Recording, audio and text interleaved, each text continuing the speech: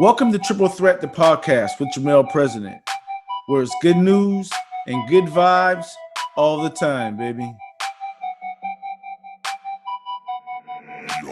When we left Portugal to come play with you in your system, Jermel, it was the best thing for Shane because you pushed him to do other things outside his box.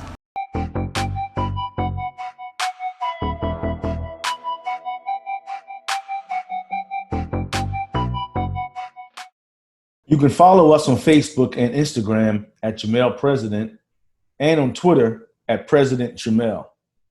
Make sure to subscribe to this podcast as I'll be bringing you a new interview every month. Hey, what's up, guys? We're coming on to talk about our third season of Triple Threat podcast, which our focus would be social competence and public safety. We also want to talk about our programs that we got that focuses on student athletes, families, education, open recipe, you know the drill.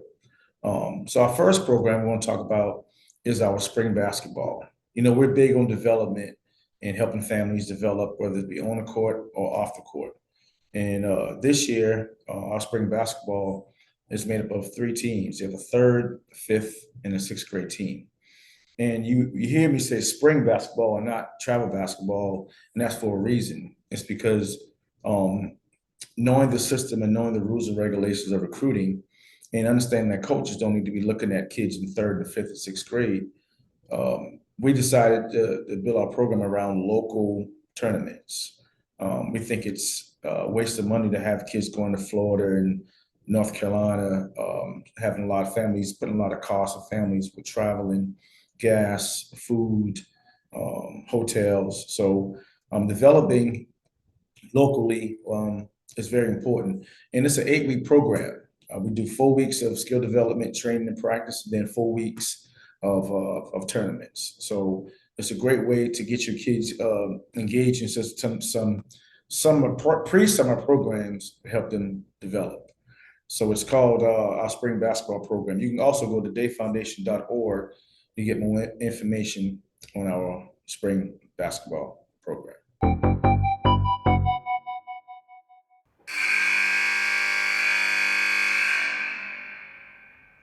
And this time our message, we got Rick Barry.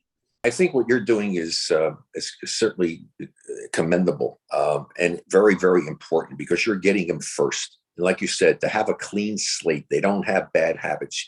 You can get them, you can mold them, you can help them as far as the sport is concerned, and along with it, instill qualities in them to help them in life in general. I mean, that's an important thing because it's not just about them as an athlete. They're a person first and foremost, and their life is going to be way beyond and a lot longer in normal life as opposed to sports. And so they have to be prepared for that. And so if you can prepare them properly to learn to get a good education, to apply themselves, to have the pride that I talked about, to number one priority for kids. Every time I talk to them and I see some young people, I said, do you know what your number one priority needs to be? And they look at me and I said, it's get a good education. Find something you have a love and a passion for and apply yourself to it. Have a goal. Try to see if you become a great athlete. You know, go for it. Give it everything you've got, but be prepared that the chances of that happening are fairly slim. Don't get discouraged by it, but have your backup plan. Have plan B ready to go. Actually, should be plan A1 and A2 because it's just as important. It's not more important.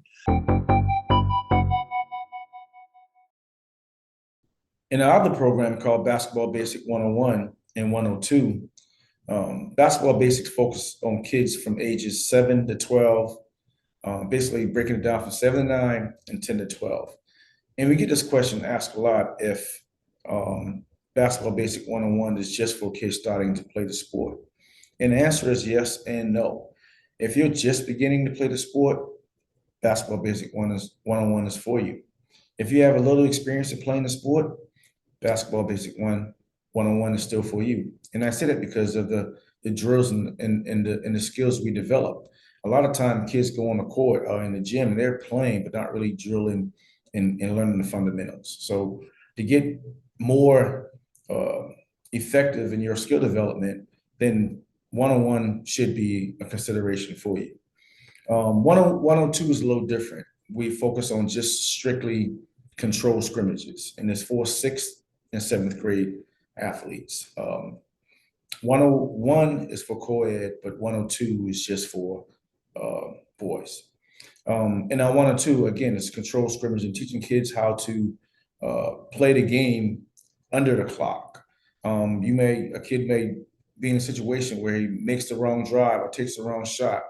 We blow the whistle and kind of condition and shape those behaviors in our scrimmages. So that's really effective for kids that trying to develop the game and get to the next level. This session starts June 25th and it goes to August 8th. Again, you can go to daefoundation.org to get more information on that program as well.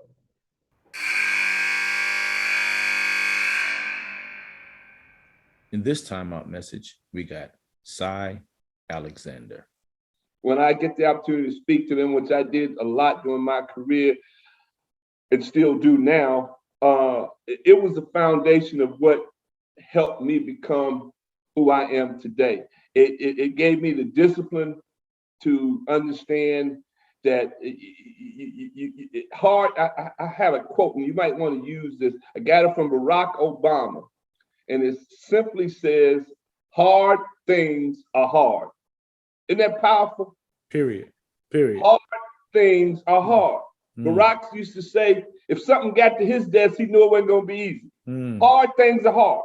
So my point is, if you want to accomplish something, it's going to be hard. Right. And it's going to take a certain amount of hard work. It's going to take a certain amount of hard discipline, a certain amount of hard focus, laser focus. I mean, nothing is going, for the most part, especially when you're an African-American male, it is going to, you got to go above and beyond the call of duty. For sure. And I've been preaching this and preaching it, and till the day I die, I'm going to keep preaching it to anybody that's willing to listen. In this season of Triple Threat, we'll be focusing on the power of personality, developing the social competencies like problem solving and resilience that prepare students and student athletes to become skilled, effective, and responsible citizens of their communities. We're also continuing our partnership with Charleston County Public Safety. We'll explore the relationship between citizens and public safety, educate the community about public safety's role, provide knowledge of the criminal justice system, and introduce the community to career opportunities in the field. Our next program we want to mention is our social competence program. And the focus of that, our program we deal with athletes, is to help regulate emotions and also help with impulse control. And with that, you figure even in conflict resolution, if kids learn to practice some of those things, then we'll have less problems from a team aspect, from a family aspect. And those are the effects from being competent in society. And dealing with athletes over the last 20 years, I've talked to families a lot about how our training program has been effective in working with athletes in their emotional state, their mental state, and also the physical development. And so the last couple of weeks, we've worked with some schools and talked with some schools, and now we've landed a deal where we can work with Low Country Celebration Academy and their graduate candidates in providing some social competency to their students. So we're excited for the opportunity to grow and help this program that'll be really, really effective to a lot of kids in the community. So again, we're excited about that partnership, and hopefully we can bring a lot of success through the Path to Pros programs at LAA.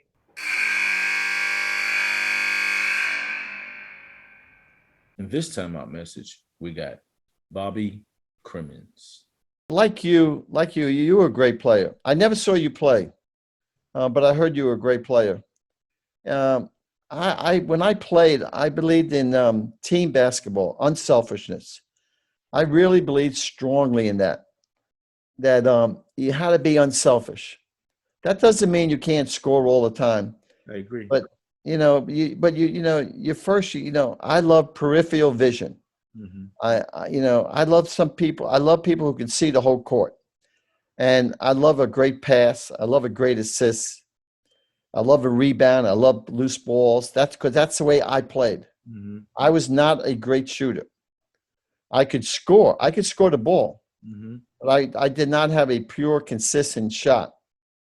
And so what I looked for when at Point Park, I wanted them just to, play together as a team. That was always a point of emphasis with me. Mhm.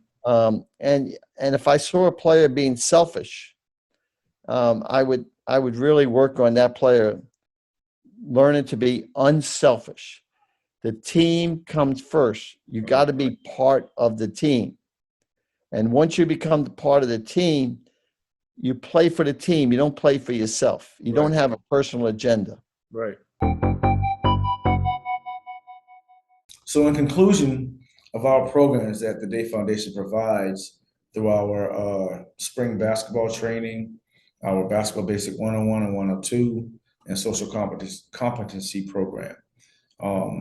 In addition to that, we also have our podcast that we offer and provide information to our families, families and student athletes. And the purpose of that is to interview college coaches, agents, referees, nutritionists, just to get a feel on what their purpose are and how it correlates to student athletes.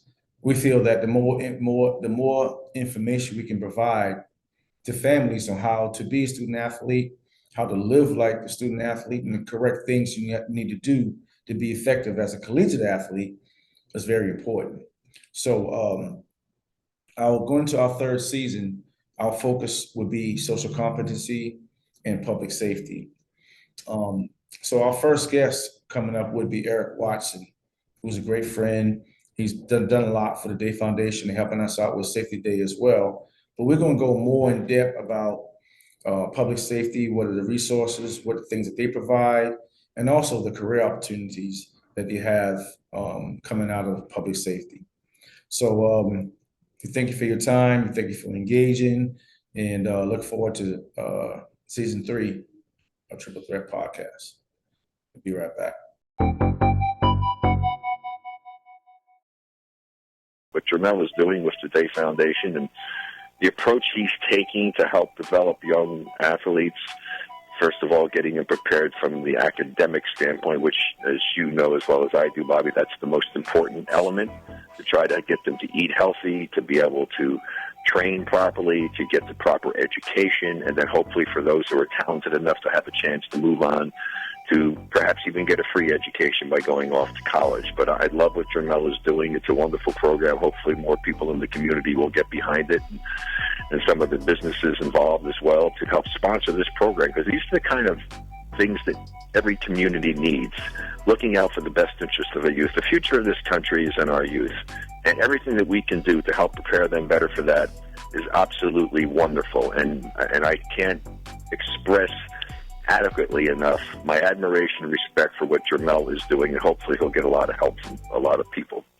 You can follow us on Facebook and Instagram at Jermel President, and on Twitter at President Jermel. Make sure to subscribe to this podcast, as I'll be bringing you a new interview every month.